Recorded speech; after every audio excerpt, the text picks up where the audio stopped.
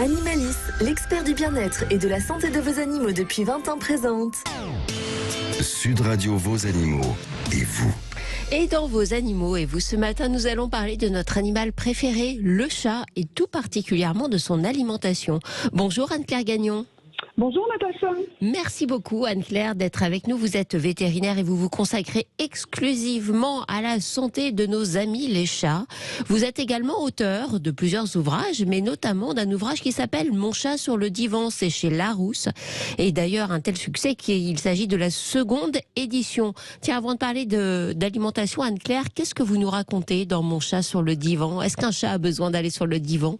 Alors le chat, pas forcément, mais son propriétaire certainement, oui, pour mieux comprendre son chat et pour comprendre ce qui se passe dans sa tête et pourquoi effectivement parfois le chat fait des choses qui ne conviennent pas à l'harmonie entre de la vie à la maison. On a parfois des difficultés à se comprendre.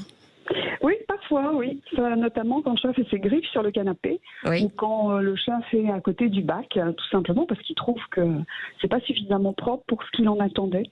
Bon, écoutez, c'est intéressant de savoir que nos animaux nous envoient aussi des messages que l'on ne sait pas toujours correctement décoder. Allez, on va parler avec vous Anne-Claire ce matin donc de l'alimentation de nos chats. Le chat, c'est ce que l'on appelle un carnivore strict. Vous allez nous expliquer de quoi il s'agit, à la différence du chien qui lui est un carnivore à tendance omnivore. C'est une vraie différence. Ça veut dire quoi un carnivore strict, Anne-Claire Gagnon ? Strict, ça veut dire que le chat, c'est pas adapté à l'homme comme le chien, donc n'a pas pris nos tendances à pouvoir manger de tout et qu'il a vraiment besoin pour son énergie, pour sa vie et sa survie, des protéines animales, donc de viande et particulièrement de taurine, qui est un acide aminé particulier qu'il est incapable de synthétiser et dont il a besoin et qui se trouve dans la viande. Alors très concrètement, que doit contenir idéalement la gamelle de notre chat? Alors, la gamelle du chat, elle doit pas être trop grande, elle doit être remplie régulièrement et c'est pas à volonté pour le chat, surtout le chat adulte, et elle doit contenir un aliment qui est complet. Un aliment complet, ça peut être un aliment sec, c'est un aliment humide. Mais ça c'est important parce qu'au moins on est sûr qu'il y a les vitamines, tous les compléments qu'il faut. Et il faut que ce soit adapté à l'âge du chat parce qu'ils n'ont pas du tout les mêmes besoins. Par exemple, un chaton à 8 semaines, il a 3 fois plus besoin d'énergie par kilo qu'un chat adulte. Donc, les chatons, c'est le seul moment de la vie où ils ont absolument le droit de manger à volonté, mais un aliment qui est vraiment fait pour leur croissance. D'accord. Parce que les protéines, entre autres, sont extrêmement importantes pour le développement du cerveau. Donc ça, c'est quelque chose qu'il ne faut pas oublier quand on a la chance d'avoir une portée de chatons à la maison, de leur donner au moment du sevrage un aliment qui est hyper appétant, alors là, et d'ailleurs, et pour la chatte, parce qu'elle en a besoin aussi pour faire du lait, et pour les chatons, et qui est très très riche en protéines. Et ça, le chaton a le droit de le manger jusqu'au moment de sa stérilisation et même un peu après, en fait, jusqu'à la fin de sa croissance. La fin de la croissance d'un chat, c'est vers quel âge, Anne-Claire Gagnon ? Alors, les statistiques viennent de tomber à nouveau, parce qu'il y a une recommandation américaine qui dit qu'en clair, la croissance est finie à 1 an. Après, ça dépend du moment auquel on stérilise le chat, puisque si on le stérilise tôt, entre 2 et 4 mois, la croissance est un peu ralentie, donc se termine un petit peu plus tard. D'accord. Voilà, mais c'est intéressant ce que vous dites. Ça veut dire qu'une stérilisation précoce ne va pas limiter la croissance, elle va simplement l'étaler dans le temps. Oui, et en général, on a des chats un peu plus grands. Donc c'est un côté de ce point de vue extrêmement sympa. Mmh. Alors, on va essayer d'être vraiment très concret aujourd'hui pour tous les auditeurs qui nous écoutent. Et d'ailleurs, si vous avez des questions à nous poser, au docteur Anne-Claire Gagnon, n'hésitez pas à composer le numéro du standard de Sud Radio 0826 300 300. On parle de la gamelle idéale du chat. Donc on comprend ce que vous nous dites, Anne-Claire. Il faut des aliments adaptés au chat, de très bonne qualité. Mais concrètement, comment on s'y retrouve? Parce qu'aujourd'hui, ne parlons pas des choses que l'on fait à la maison soi-même, mais dans l'offre commerciale que l'on va trouver, soit sur Internet, soit dans les magasins spécialisés ou encore chez le vétérinaire, il y a tellement de choses que c'est compliqué d'aller taper juste finalement et de trouver trouver l'aliment qui correspond le mieux possible aux besoins de notre chat et à ses goûts aussi? Alors, je dirais que déjà, la première chose à faire, c'est prendre conseil de son vétérinaire, puisque c'est le meilleur conseiller, parce qu'il connaît votre chat, il connaît son mode de vie, si c'est un chat qui va dehors ou si c'est un chat qui est à l'intérieur et qui a moins besoin d'énergie. Et la deuxième règle, vraiment, je pense, fondamentale, c'est de se souvenir qu'il faut que le chat mange à la fois de l'alimentation humide et de l'alimentation sèche, donc les croquettes. D'accord. Alors, concrètement, parce que vraiment, je veux qu'on soit le plus concret possible, ça veut dire qu'on distribue plusieurs fois dans la journée une ration d'alimentation humide, c'est-à-dire, entre guillemets, de la pâtée, et on met des croquettes à volonté, c'est ça l'idée? Alors, les croquettes à volonté, c'est une expression qu'il faut absolument oublier. Bon. C'est les croquettes en libre service, en libre accès. C'est quoi la différence? La différence, c'est que la dose, c'est vous qui la déterminez chaque jour. Donc c'est vrai que c'est une contrainte pour nous, les propriétaires. Et moi, la première, je l'ai fait aussi, de mettre un donc en gros, on se dit, tiens, j'ai un verre doseur, je sais que mon chat, il peut avoir telle quantité de croquettes dans sa journée. Je prends le verre doseur, je le remplis, et puis je lui mets un petit peu tout le temps dans sa gamelle pour qu'il en ait toujours un peu, mais on reste sur la quantité qui a été déterminée. Absolument. Et à partir du moment où on donne des sachets ou de la pâtée ou de la mousseline, etc., des bouchées, on déduit cette quantité de la quantité de croquettes. Oui, mais alors comment vous faites pour déduire parce que c'est pas si simple en fait. Non, mais alors ça, c'est aussi une révolution de l'ensemble des pet food, donc des fabricants d'aliments préparés pour chats, c'est qu'ils se sont tous mis à mettre sur les sacs de croquettes les doses qu'il faut quand on donne à la fois des croquettes et des sachets. Donc c'est tout expliqué. Oui, mais ça dépend de la quantité du sachet, de sa qualité, ça doit dépendre de plein de choses. Normalement, alors ça dépend aussi de la densité énergétique effectivement des aliments. Et là, en revanche, la réglementation ne nous facilite pas forcément les calculs, puisque là, il faut quand même faire un petit peu d'arithmétique pour le calculer. Vous pouvez aussi aller sur des blogs ou des sites de nutritionnistes comme Cuisine Accro ou d'autres confrères, consoeurs, et là on peut le calculer soi-même. D'accord. Mais, globalement, c'est en fonction du poids du chat. Il faut avoir fait quand même un bac plus 10 en nutrition féline, quoi, pour bien nourrir son chat, non? C'est à peu près ça, puisque maintenant, la réglementation oblige même plus les fabricants à mettre le pourcentage d'humidité sur les croquettes, qui normalement permettait de donner le taux de glucides, qui était une autre caractéristique qui est importante pour faire les calculs. Donc, quand même, globalement, ce qui est marqué sur les sacs de croquettes est tout à fait... On va donner la parole à une première auditrice, Anne-Claire Gagnon. Oui. Il s'agit de Christine. Bonjour Christine. Bonjour Natacha, bonjour Anne. Merci d'être avec nous Christine. Vous avez des chats, Christine, à la maison? Alors oui, j'ai deux chats. Et comment les nourrissez-vous? Alors, j'ai eu un petit peu la réponse à la question que j'allais poser, la réponse de Anne, puisque on leur donne, c'est tout à fait une gamelle en commun. On leur donne des croquettes au long de la journée, mais lorsqu'on est au travail, elles sont dehors, donc elles ne mangent pas. Et donc, c'est finalement un libre service aussi. Et puis, le temps, on leur fait une petite ration, mais toute petite, de pâté humide. Donc, ça, elles en raffolent. C'est quand même une récompense de fin de journée. Oui. Et voilà. Par contre, on leur donne la même ration, bien que une fait 3 kilos et l'autre fait 6 kilos et demi. Mais moi non plus, j'ai pas bac plus 10 et j'aurais du mal à faire les calculs de Anne par rapport à la quantité qu'il faut donner à chaque chatte. Et d'ailleurs, Anne-Claire, quand on entend les remarques de Christine, je comprends tout à fait, moi, c'est la difficulté. Comment on fait quand on a deux chats qui, a priori, n'ont pas forcément les mêmes besoins ou la même manière d'assimiler les aliments? Comment on gère ça? Alors, on peut le gérer avec les distributeurs de croquettes ou les distributeurs d'ailleurs de pâté qui fonctionnent avec la puce électronique, mais c'est pas facile non plus parce que parfois il y a des chats extrêmement futés qui ont bien compris que l'une arrivait à ouvrir le distributeur de l'autre et se faufile pour manger sa part.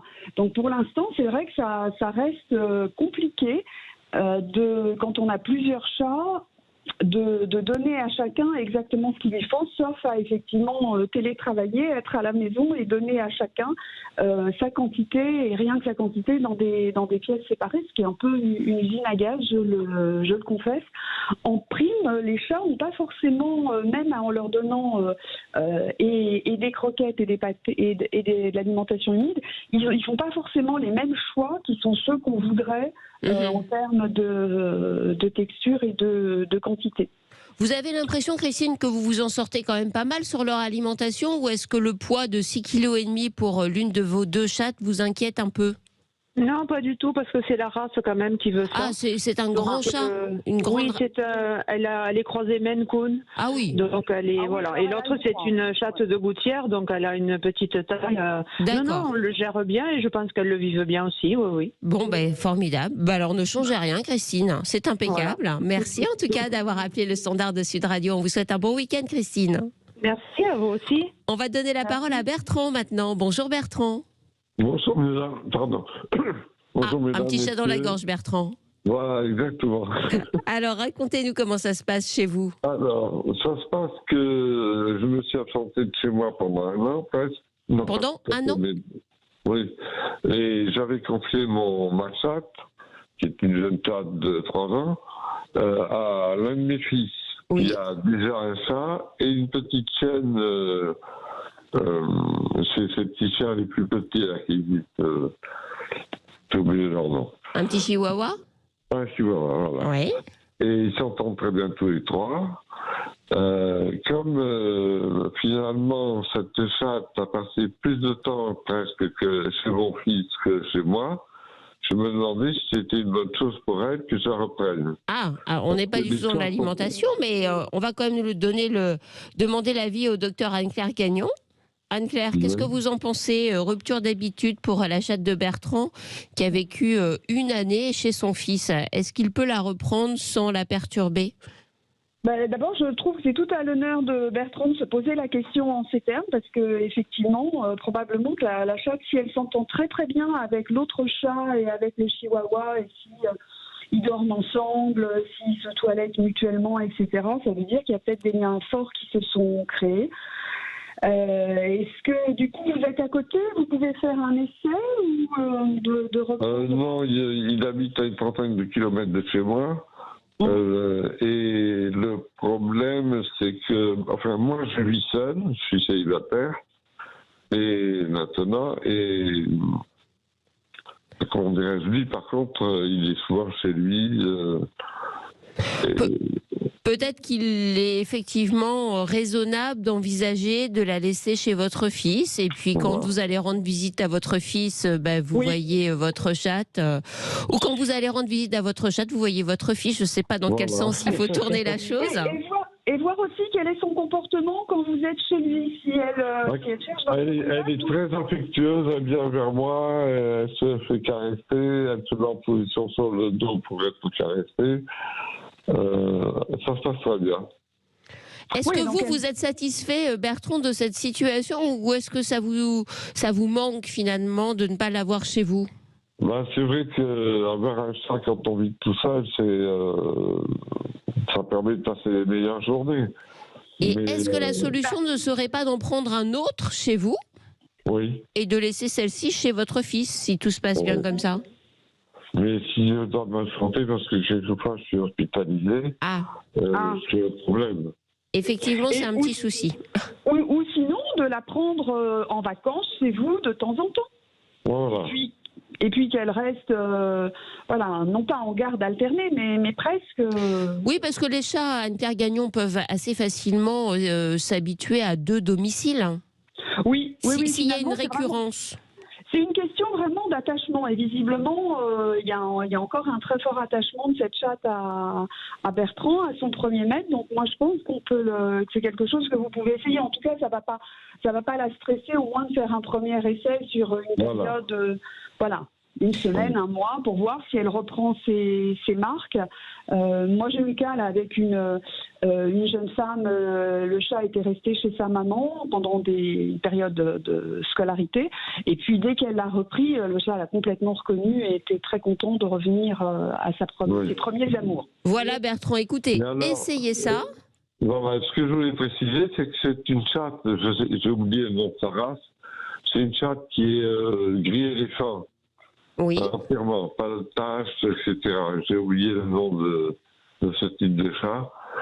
Peut-être que vous le précisez. Et en fonction de la race, du type de chat, est-ce qu'il n'y a pas des comportements différents de l'un à l'autre? Anne-Claire. Alors, oui, parfois. Je ne sais pas, est-ce que c'est un chartreux, un british, non? Je dirais que c'est un chartreux. Un chat. Ils sont gris. Mais oui, il y a des traits de caractère liés à la race, mais après, il y a aussi des particularités individuelles. Donc, ce que vous dites là, je pense qu'elle est bien, elle sera bien dans les deux maisons et que vous pouvez tenter de le faire. Voilà, tentez ça, Bertrand. Merci en tout cas d'avoir contacté le standard de Sud Radio. On vous souhaite un bon week-end, Bertrand. Merci à vous. Et merci pour votre fidélité. Anne-Claire Gagnon, revenons quand même à notre sujet du jour qui concerne l'alimentation de nos chats. Quelles sont les principales erreurs alimentaires que l'on rencontre fréquemment chez les chats? Des erreurs bien sûr que l'on commet malgré nous, mais qui peuvent avoir des conséquences sur leur santé. La première, je pense, c'est de penser qu'un chat peut manger la même chose, les mêmes croquettes qu'un chien. Ils n'ont pas du tout les mêmes besoins, donc ça c'est très spécifique. Ce qui n'empêche pas les chats d'être taquins et d'aller parfois grignoter juste par plaisir les croquettes du chien.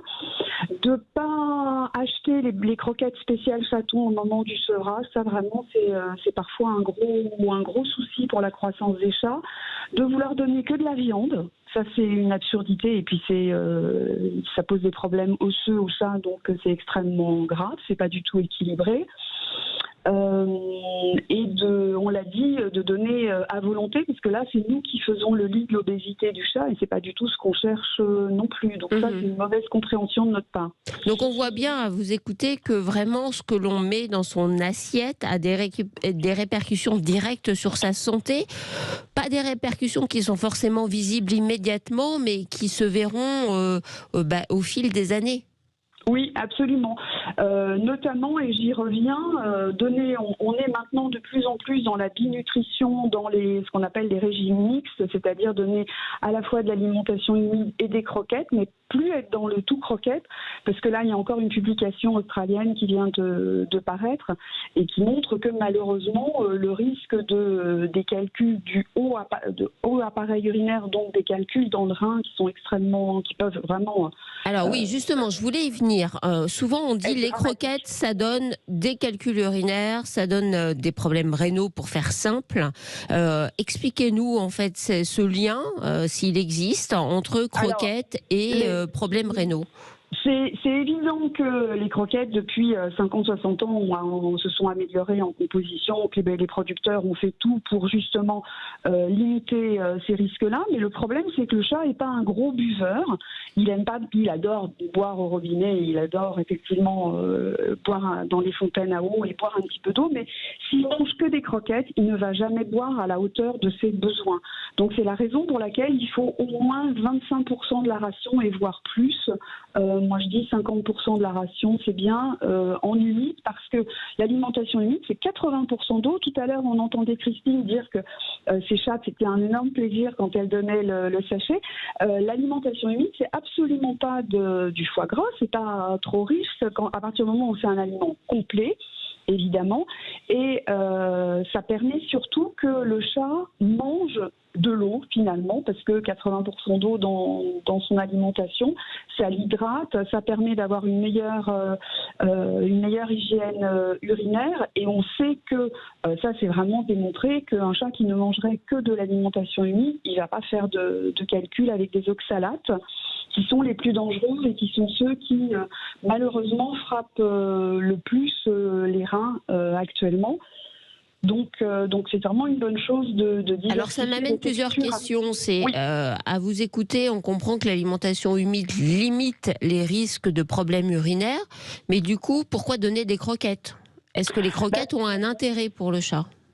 Oui, d'abord parce que comme pour nous, il y a des aliments auxquels on s'est habitué, puis qui sont extrêmement agréables et puis qui sont pratiques aussi à donner quand on part un week-end, quand on est absent. L'été, ça se conserve beaucoup mieux. Ça a un intérêt aussi pour la dentition parce que c'est quelque chose qui se croque, donc ça fait travailler les dents et la mâchoire. Donc diversifier, je pense que c'est la meilleure position possible à la fois pour. Il y a des chats qui sont aussi très habitués aux croquettes parce qu'ils n'ont mangé que ça quand ils étaient petits, et ça c'est dommage parce que encore une fois, si on leur a éduqué le palais, si on les a éduqués à plusieurs textures, c'est bien. Et puis même si on les a pas éduqués, en fait, quand ils sont adultes, on peut toujours, à partir du moment où on trouve, il y a tellement de textures différentes en humide, trouver celle qui va préférer. On peut toujours leur rediversifier à ce moment-là l'alimentation.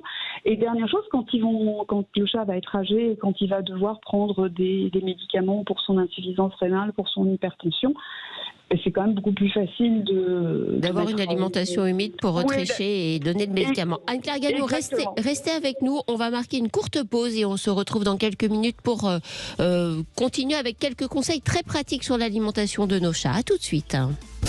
Animalis, l'expert du bien-être et de la santé de vos animaux depuis 20 ans présente Sud Radio Vos Animaux et vous.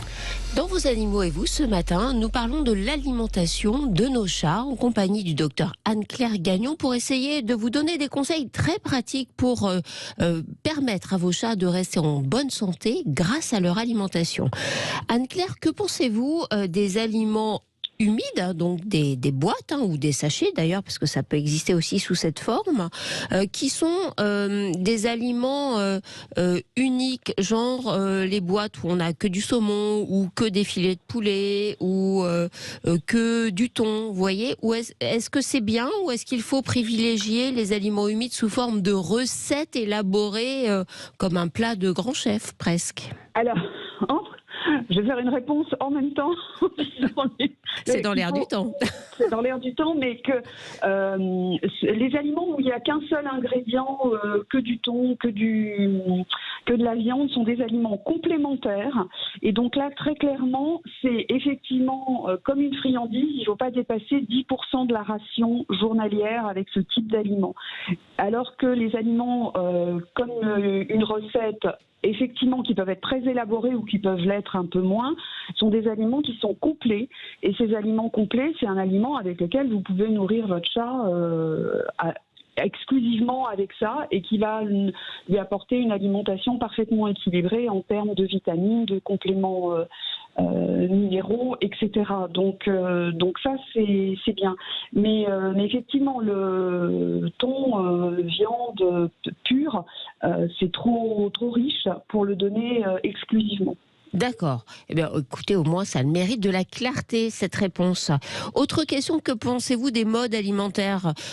Pour nous, êtres humains, il y a des modes, le sans gluten, le sans céréales, le sans ceci, sans cela. Pour nos chats aussi, du coup, on essaie parfois de répercuter ces modes alimentaires sur nos animaux. Est-ce que c'est une bonne idée ? Alors non, parce que les chats sont pas des très performants sur les glucides, c'est clair, mais ils en ont quand même besoin un petit peu juste pour permettre un transit harmonieux. Donc même quand ils mangent une souris, c'est pas que des protéines et que des lipides, il y a aussi des glucides, ne serait-ce que parce que la souris elle-même a mangé des graines, des oiseaux aussi. Donc voilà. Donc il faut simplement prendre la précaution, effectivement, les marques qui mettent moins de glucides, je pense que là, sont plus respectueuses des particularités du chat, mais le sang, c'est trop radical et non, c'est pas une bonne idée. Il ne faut pas essayer de calquer notre propre régime alimentaire sur nos chats, ça ne leur convient pas, en résumé. Non. Non, non. Et enfin, une dernière question, Anne-Claire Gagnon. Je suis certaine que tous les auditeurs qui nous écoutent, qui ont des chats à la maison, ont envie de bien faire. Mais comment se repérer quand on est dans un rayon de grands magasins spécialisés ou même chez le vétérinaire? Comment se repérer tout seul, sans l'aide du veto à côté de soi, pour choisir le bon aliment? Parce qu'il y en a tellement en rayon. Oui, on est d'accord. Alors je dirais quand on est chez le vétérinaire, là c'est quand même très facile. Oui, bon. Parce que, voilà, ils sont là tous, pour conseiller. d'une part. Mais tout le monde n'achète pas ses aliments chez le vétérinaire. Oui, alors quand on est en grande surface, il y a là des recommandations américaines, j'ai lu hier soir et je me suis dit finalement il faut aussi un bac plus 10 quelquefois, mais en fait non, il faut quand même prendre une marque qui est connue, qui a des nutritionnistes, qui a des équipes de recherche, qui publient et donc qui est suffisamment sérieuse pour produire des produits de qualité et vérifier encore une fois que l'aliment est complet. Ça, c'est vraiment important. Même des très grandes marques continuent à... Mais comment on le sait ? C'est marqué dessus. D'accord, il faut que ce soit écrit complet. C'est systématiquement étiqueté alimentation complète. D'accord. Et puis vérifier aussi que par exemple ils ont un service consommateur, un service client que vous pouvez appeler. Après le reste c'est sur la composition. Si vous voulez vraiment en savoir plus et vous lancer dans l'analyse de l'étiquette, maintenant aussi sur internet il y a quand même beaucoup de sites qui le proposent. Mais c'est vrai que le dire simplement pour regarder la composition et vérifier la densité énergétique et la qualité de l'aliment, c'est pas évident juste en une ou deux phrases. Le point sur lequel on a du mal à avoir les données, c'est la digestibilité des aliments. Parce que ça c'est important, les protéines doivent être de plus ou moins bonne qualité.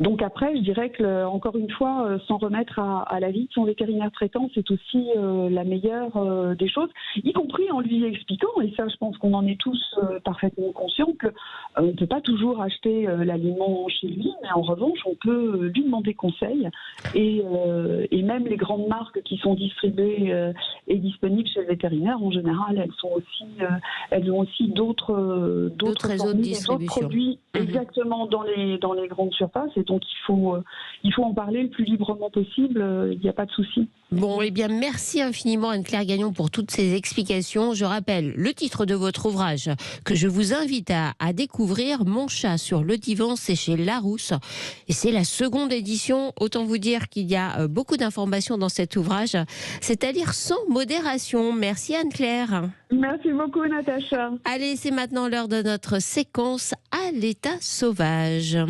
Sud Radio Vos Animaux, à l'état sauvage. Et j'ai le plaisir de recevoir ce matin sur l'antenne de Sud Radio Monique Berger. Bonjour Monique. Bonjour Natacha. Merci beaucoup d'être avec nous. Vous êtes photographe et vous vous intéressez plus particulièrement aux insectes. Vous venez de publier un livre sur les abeilles sauvages qui sont, on le sait peut-être pas assez, de formidables agents au service de la biodiversité. Cet ouvrage s'appelle Découvrir les abeilles sauvages. C'est aux éditions Delachaux et Nistlé avec plus de 600 photos. C'est bien ça ? C'est bien ça. Bon, comment vous travaillez en fait pour photographier ces insectes ? Alors les insectes, c'est un monde immense qui est à notre porte et qu'on ne voit pas parce qu'il est minuscule. Donc quand j'ai commencé à les photographier, j'observais ce monde-là un petit peu, tous les insectes, tous ceux que je rencontrais. Et puis ça a donné l'occasion de faire 2 livres avant de découvrir les abeilles sauvages. Mais même à cette époque-là, j'étais intéressée par les abeilles parce qu'on a une image, on pense toujours, quand on prononce le mot abeille, on pense automatiquement à l'abeille domestique. Mais avant d'être domestique, toutes les abeilles étaient sauvages. Et c'est il y a bien longtemps qu'on a remarqué qu'une des abeilles fabriquait ce qu'on appelle les produits de la ruche, c'est-à-dire le miel, le propolis. Alors j'aimerais justement que vous nous expliquiez quelles sont les différences entre les abeilles sauvages et les abeilles domestiques. Alors, il existe 1000 espèces d'abeilles en France, 20 000 à travers le monde. D'accord. Et l'abeille domestique est une de ces espèces. Donc, au départ, elle était sauvage. Les hommes l'ont domestiquée parce que, justement, ils ont remarqué le miel. Donc, l'abeille domestique vit C'est une abeille sociale, elle a une reine et des ouvrières et des mâles ponctuellement. Donc elle a une vie qui est pérenne, c'est-à-dire qu'il y a toujours des habitants dans la ruche. Les ouvrières vont vivre un certain nombre de semaines ou de mois selon qu'elles laissent en été ou en automne, alors que les abeilles sauvages sont des abeilles qui ont, c'est difficile de résumer parce que chaque espèce a un rythme de vie qui peut être un peu différent, mais ce sont des abeilles qui vivent en général à peu près une année, et il va y avoir une période très courte où l'abeille va être adulte et active. Si on prend par exemple ces petites abeilles qu'on trouve en ce moment, les osmies, qui sortent au tout début du printemps. Au début du printemps, il y a le mâle qui sort en premier. Elles font leur nid dans les tiges, et les gens qui ont mis une maison à insectes dans leur jardin les voient actuellement. Donc le mâle sort en premier, il attend la sortie de la femelle, il la cherche. Au bout d'à peu près 10-15 jours, les femelles sortent. Il y a accouplement et le mâle va mourir. Il vit vraiment très peu de temps en tant qu'adulte. D'accord. Et la femelle va avoir 1 mois pour récolter du nectar, du pollen, faire des cellules dans lesquelles elle va mettre justement ce mélange de nectar et de pollen qui servira à nourrir la larve. Sur ce mélange, elle va le pondre un œuf, fermer la cellule et puis après en faire une autre, etc. Donc ça, c'est le rythme de vie de l'abeille osmie. Après, beaucoup d'abeilles sauvages sont terricoles, c'est-à-dire 70% des abeilles vont faire leur nid dans le sol, mais le rythme de vie est toujours, presque toujours un petit peu comme ça. Après, il y a des exceptions, les bourdons par exemple, qui ont une vie sociale. Alors expliquez-nous, tiens, on va faire les abeilles pour les nuls. Expliquez-nous la différence entre les abeilles et les bourdons. Il n'y a pas de différence. Le bourdon fait partie de cette grande famille des abeilles, de ce grand monde des abeilles. C'est une abeille. Simplement, il a une vie sociale. Donc, je vous ai parlé du rythme de vie, par exemple, de l'osmie. Pour le bourdon, c'est différent. Ça va être une vie sur une année. On va partir de l'automne. En automne, dans un nid de bourdon, il va y avoir des mâles et des femelles sexuées qui vont sortir, qui vont éclore. Ils vont s'accoupler. Le mâle va mourir. Et toute la colonie qui restait, la vieille reine et les ouvrières vont mourir également. Et la jeune reine, qui s'est accouplée avec le mâle, va se cacher pour l'hiver. Et au printemps suivant, ou en été selon les espèces, elle va commencer une nouvelle colonie. Donc au début, elle va pondre, s'occuper des larves. Et puis dès qu'une ouvrière sortira, dès que la larve se transformera en ouvrière, elles prendront le relais pour que la reine se consacre uniquement à la ponte. Et à leur tour, elles iront chercher du nectar, du pollen. Et le cycle de vie donc est sur une année. Donc après, ce sont des abeilles sauvages comme beaucoup. Donc finalement, comment est-ce qu'on peut distinguer physiquement, visuellement, les abeilles domestiques des autres, des abeilles sauvages qui sont très vastes? On le comprend bien à vous écouter. Alors, toutes les abeilles, il n'y a pas d'abeilles qui se ressemblent vraiment. Il y a des abeilles, par exemple, si vous prenez l'abeille charpentière, c'est une abeille qui est toute noire avec des reflets violets, oui, qui est la plus grande des abeilles. Et puis, il y a des abeilles qui sont absolument minuscules, qui font 1 ou 2 millimètres. Il y a aussi des abeilles qui vont être rayées, qui vont vraiment ressembler à l'image qu'on a de la guêpe sans poils, et puis d'autres qui vont être très très velues. Donc, il n'y a pas une espèce, il n'y a pas une façon d'être abeille. C'est plein d'espèces différentes qui vont toutes être différentes. Alors, comment on reconnaît une abeille sauvage ? Les abeilles, les ouvrières ou les abeilles femelles vont récolter du nectar et du pollen sur les fleurs. Les abeilles sauvages transportent le pollen sur leurs pattes arrière, comme l'abeille domestique d'ailleurs. Sauf que l'abeille domestique et les bourdons le mouillent avec du nectar. Donc ça fait des petites boulettes très, très compactes sur leurs pattes. Et il y a des abeilles sauvages qui vont se recouvrir entièrement de pollen. Il y en a qui vont le récolter sur leur abdomen, sous leur abdomen. C'est une famille, ce sont les mégachiles. D'autres sur leurs pattes arrière. C'est quand même la majorité sur les pattes arrière, mais plus ou moins, se recouvre plus ou moins de pollen. On ne peut pas dire on reconnaît une abeille. On peut différencier d'une abeille d'un autre insecte parce que les abeilles ont des antennes longues, alors que les mouches, par exemple, ont des antennes en forme de petites massues. Mais il n'y a pas une façon d'être abeille. Il y a plein d'espèces d'abeilles.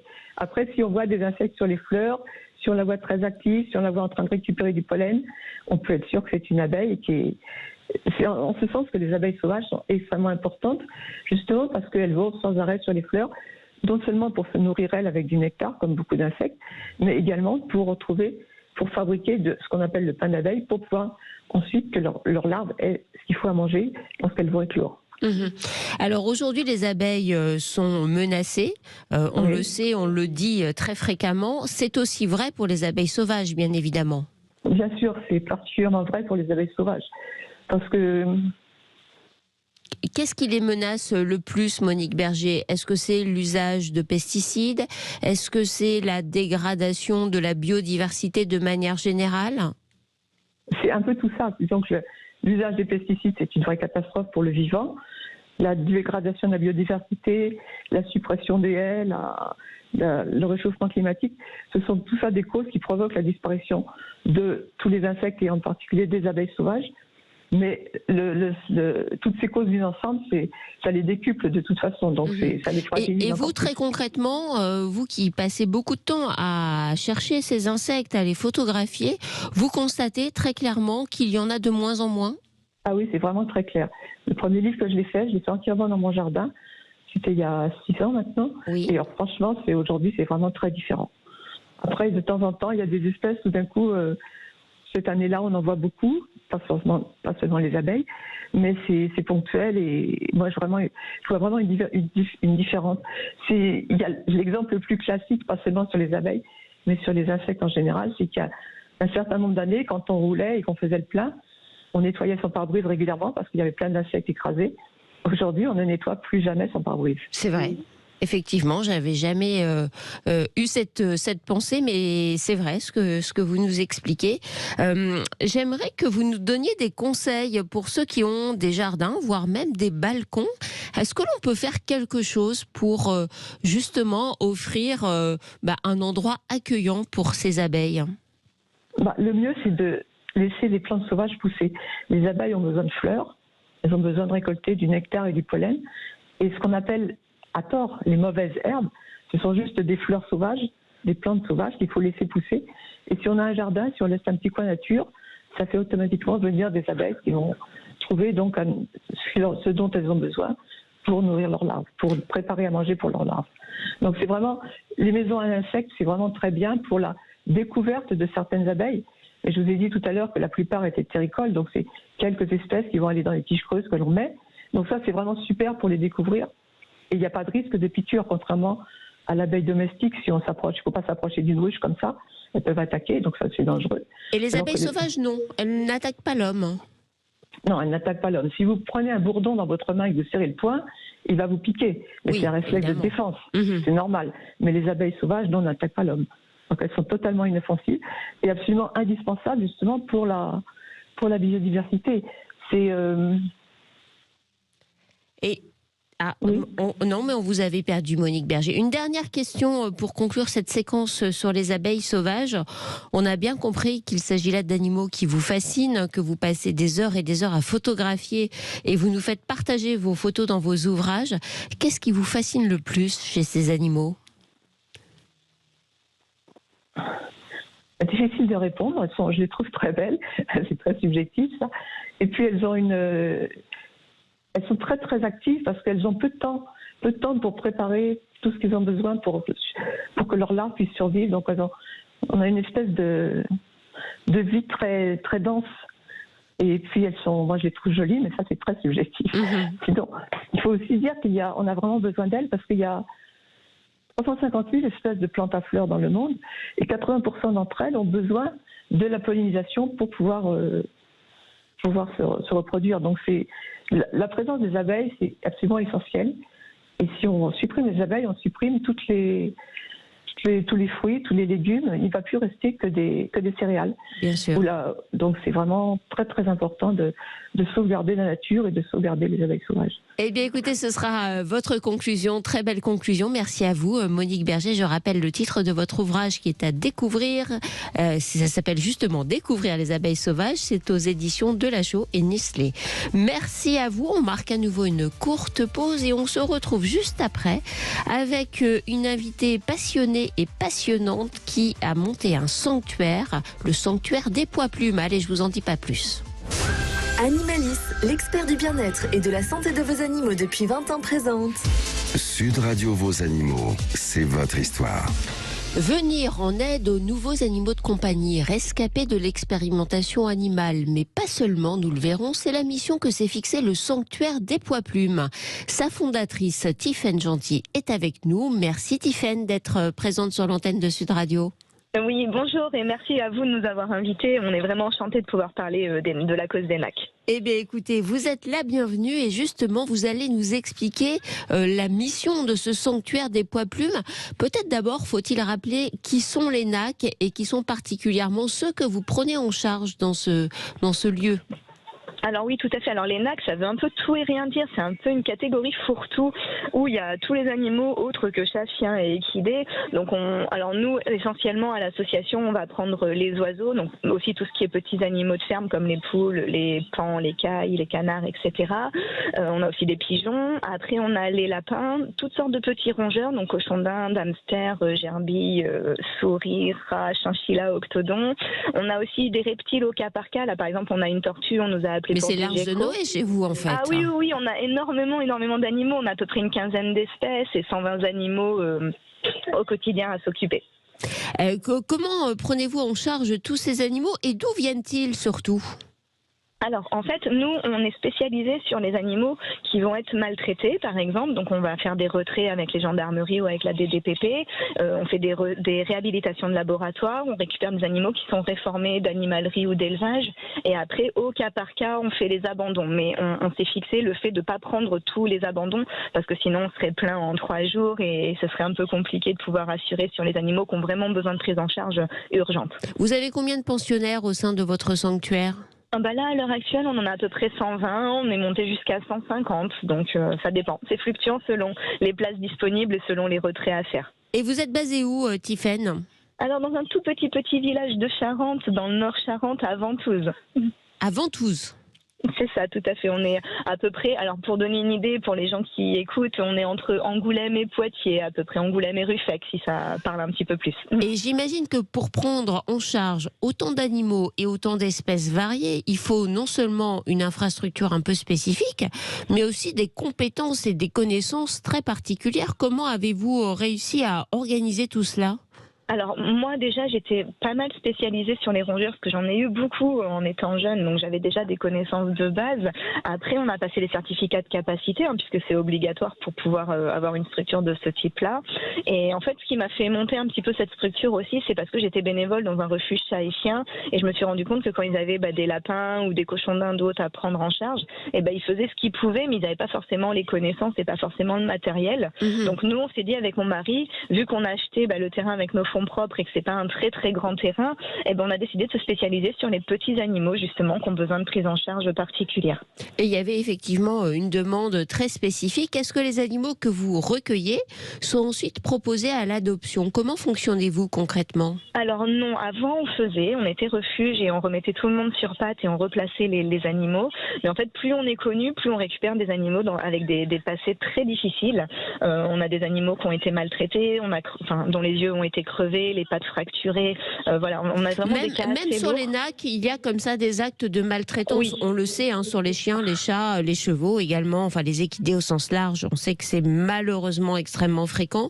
Les NAC aussi sont victimes de maltraitance ? Oui, tout à fait. Alors on a des cas de maltraitance passive, on va dire, des gens qui ne se sont pas renseignés en amont sur leurs besoins et du coup ils font vivre des animaux dans des cages minuscules ou ils forcent des animaux nocturnes à être diurnes pour notre propre plaisir, et ça c'est de la maltraitance aussi malgré tout, sûr. Mais là c'est un manque de connaissances et après il y a de la maltraitance active vraiment où là c'est pas justifiable et on comprend d'ailleurs toujours pas ce type de façon d'agir, mais oui tout à fait ça existe et c'est vrai que du coup nous du fait qu'on ait des animaux de plus en plus maltraités avec des passés vraiment lourds, on a décidé avec l'équipe de passer sanctuaire parce qu'une fois qu'ils ont pris le quotidien, par exemple nos animaux aveugles, ils connaissent la routine de l'assaut, ils connaissent nos voies et c'était moins stressant pour eux que d'être encore une fois déracinés pour aller ailleurs. Ouais. Alors on comprend bien ce choix, mais alors comment allez-vous faire ? Parce que s'ils restent chez vous jusqu'à la fin de leur jour, comment allez-vous faire pour continuer à en recueillir ? Au bout d'un moment, vous allez forcément être à saturation. Ah mais tout à fait, mais de toute façon, même quand on est association, nous à un moment donné, on s'est fixé des quotas à ne pas dépasser parce qu'il faut garder le bien-être de nos animaux. Donc tant qu'on a des places, on prend. Après, quand on n'en a plus, on travaille avec d'autres structures et on place dans d'autres structures. C'est vrai que malgré tout, de toute façon, association, refuge ou sanctuaire, on finit toujours par être à un moment donné à saturation et des structures comme nous manquent. C'est pour ça que nous, on s'est fixé le but de les recueillir, mais aussi de sensibiliser les gens parce que finalement, c'est bien de les recueillir et de leur assurer une jolie vie, aujourd'hui. Mais ce qu'il faut, c'est agir en amont, en fait, que les gens se rendent compte de leurs besoins, qu'ils prennent les animaux en connaissance de cause, qu'ils sachent leur espérance de vie, leur mode de vie, leurs besoins, qu'ils se rendent compte que les NAC, ça coûte très cher en frais vétérinaires. C'est vrai qu'on parce qu'on se dit, c'est un petit animal, allez, c'est facile à entretenir, ça va pas me coûter cher en alimentation, etc. Mais c'est faux, c'est une fausse image. Tout à fait, oui, parce que c'est sûr que si on met des animaux dans des petites cages et qu'on achète de la nourriture au supermarché, oui, ça va pas coûter cher, mais ils vont finir par avoir des soucis de santé, ils vont pas forcément avoir les bonnes conditions de détention. Donc nous, ce qu'on veut, c'est vraiment sensibiliser les gens en amont. Et ce qu'on aimerait aussi... c'est l'occasion, Tiffaine, allez passer votre message de sensibilisation, justement, puisque vous êtes là sur l'antenne de Sud Radio, très écoutée ce matin. Ce qu'on aimerait vraiment, c'est que les gens, quand ils décident de prendre un animal, alors déjà, essayez de vous renseigner, contactez les associations dans un premier lieu, parce que il y a vraiment énormément de toutes sortes d'animaux dans les associations. Par exemple, pour exemple, nous, on a été contactés là pour des grenouilles de laboratoire. Alors, il y a vraiment toutes sortes d'animaux dans les dans les associations et dans les sanctuaires, dans les refuges. Donc déjà que les gens se renseignent en amont pour éventuellement adopter plutôt qu'acheter. Et après, venez nous voir, demandez-nous les besoins des animaux, le mode de vie. Par exemple, les hamsters sont pas du tout adaptés pour les enfants. C'est des animaux qui sont nocturnes, qui sont solitaires. Et il y a énormément de gens qui achètent encore des hamsters pour les enfants. Faut pas hésiter à nous contacter. On est là pour répondre aux questions des gens. Et si ça peut éviter les abandons derrière et les maltraitances, oui, ça sera vraiment une très bonne chose. Et alors, comment on fait pour vous contacter ? Alors, on peut nous contacter sur la page Facebook de l'association Sanctuaire des Poids Plumes, par mail ou sur notre site internet. Pareil, on tape Sanctuaire des Poids Plumes et on trouvera toutes les infos. Et puis, puisque vous avez la parole ce matin, est-ce qu'il y a des manières de vous aider concrètement ? Est-ce que vous avez besoin de mains, d'argent, ça j'imagine, forcément, parce que c'est le nerf de la guerre. Oui, c'est vrai que c'est un petit peu le souci de toutes les associations, on en est tous là, on n'a quasiment aucune subvention pour la plupart, parce que c'est vrai que les pouvoirs publics ne se rendent pas compte du travail colossal qu'on abat, et c'est vrai que les NAC et les animaux de ferme sont vraiment mis de côté dans les lois, ils n'ont pas de statut juridique spécifique, et c'est vrai qu'on aimerait, s'il y a des gens qui peuvent nous aider financièrement, évidemment, on prend avec plaisir, même des entreprises, puisqu'on fait des refuges fiscaux. Et puis après, bien sûr, des gens qui ont des compétences particulières en infographie ou des gens qui sont pas loin du refuge. Il y a toujours besoin de bras aussi ici, de bricoleurs, de gens qui vont nous faire des fiches, qui vont contacter les entreprises. Avec merci beaucoup, Tiffaine Gentil. Je rappelle le nom de votre structure, le Sanctuaire des Poids Plumes, sur Facebook, sur Internet. Vous allez les trouver. Voilà, une organisation qui mérite vraiment une mise en lumière ce matin sur Sud Radio. Merci à vous, Tiffaine. Merci infiniment. Bonne journée. Je vous en prie, c'est la fin de vos animaux, je vous embrasse, je vous donne rendez-vous dès la semaine prochaine. Ciao à tous.